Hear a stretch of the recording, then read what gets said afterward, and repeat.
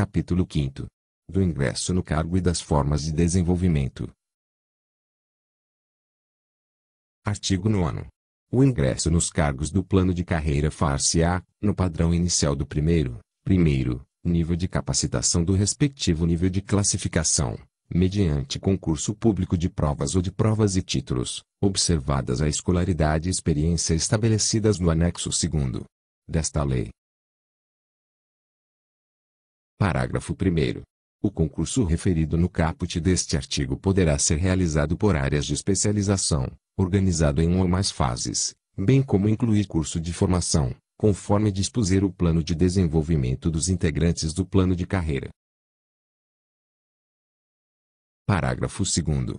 O edital definirá as características de cada fase do concurso público, os requisitos de escolaridade, a formação especializada e a experiência profissional, os critérios eliminatórios e classificatórios, bem como eventuais restrições e condicionantes decorrentes do ambiente organizacional ao qual serão destinadas as vagas. Artigo 10. O desenvolvimento do servidor na carreira dar-se-á, exclusivamente, pela mudança de nível de capacitação e de padrão de vencimento mediante, respectivamente, progressão por capacitação profissional ou progressão por mérito profissional. Parágrafo 1º.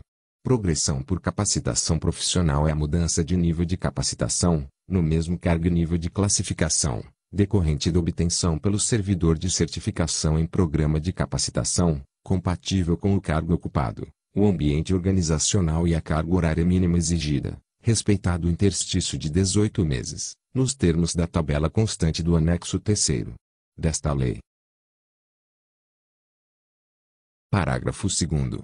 Progressão por mérito profissional é a mudança para o padrão de vencimento imediatamente subsequente, a cada 2 anos de efetivo exercício, desde que o servidor apresente resultado fixado em programa de avaliação de desempenho, observado o respectivo nível de capacitação.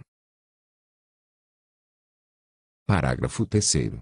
O servidor que fizer jus à progressão por capacitação profissional será posicionado no nível de capacitação subsequente, no mesmo nível de classificação, em padrão de vencimento na mesma posição relativa que ocupava anteriormente, mantida a distância entre o padrão que ocupava e o padrão inicial do novo nível de capacitação.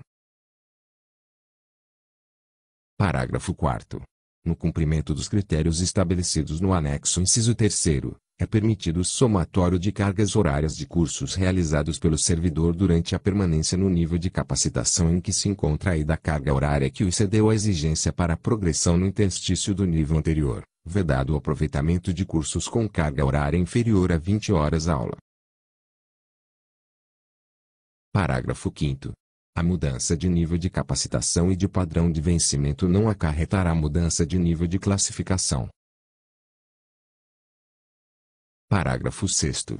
Para fins de aplicação do disposto no parágrafo 1º deste artigo aos servidores titulares de cargos de nível de classificação e, a conclusão, com aproveitamento, na condição de aluno regular, de disciplinas isoladas, que tenham relação direta com as atividades inerentes ao cargo do servidor, em cursos de mestrado e doutorado reconhecidos pelo Ministério da Educação, MEC, desde que devidamente comprovada, poderá ser considerada como certificação em programa de capacitação para fins de progressão por capacitação profissional, conforme disciplinado em ato do Ministro de Estado da Educação.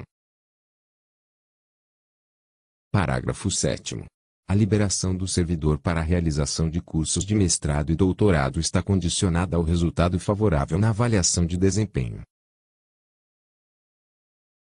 Parágrafo 8º. Os critérios básicos para a liberação a que se refere o parágrafo 7º deste artigo serão estabelecidos em portaria conjunta dos Ministros de Estado do Planejamento, Orçamento e Gestão e da Educação. Artigo 10-A. A partir de 1º de maio de 2008, o interstício para progressão por mérito profissional na carreira, de que trata o parágrafo 2º do artigo 10 desta lei, passa a ser de 18 meses de efetivo exercício. Parágrafo único. Na contagem do interstício necessário à progressão por mérito profissional de que trata o caput deste artigo, será aproveitado o tempo computado desde a última progressão. Artigo 11. Será instituído incentivo à qualificação ao servidor que possuir educação formal superior ao exigido para o cargo de que é titular, na forma de regulamento. Artigo 12. O incentivo à qualificação terá por base percentual calculado sobre o padrão de vencimento percebido pelo servidor, na forma do anexo 4º desta lei, observados os seguintes parâmetros. Inciso 1º.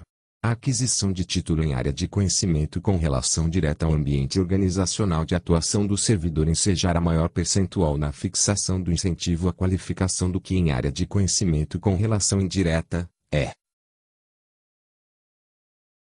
Inciso 2º. A obtenção dos certificados relativos ao ensino fundamental e ao ensino médio, quando excederem a exigência de escolaridade mínima para o cargo do qual o servidor é titular, será considerada, para efeito de pagamento do incentivo à qualificação, como conhecimento relacionado diretamente ao ambiente organizacional. Parágrafo 1º. Os percentuais do incentivo à qualificação não são acumuláveis e serão incorporados aos respectivos proventos de aposentadoria e pensão. Parágrafo 2º. O incentivo à qualificação somente integrará os proventos de aposentadorias e as pensões quando os certificados considerados para sua concessão tiverem sido obtidos até a data em que se deu a aposentadoria ou a instituição da pensão. Parágrafo 3º.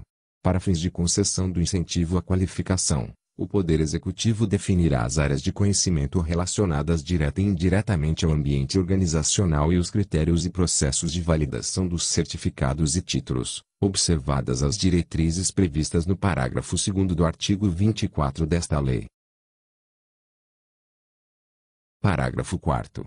A partir de 1º de janeiro de 2013, o incentivo à qualificação de que trata o caput será concedido aos servidores que possuírem certificado, diploma ou titulação que exceda a exigência de escolaridade mínima para ingresso no cargo do qual é titular, independentemente do nível de classificação em que esteja posicionado, na forma do anexo inciso 4º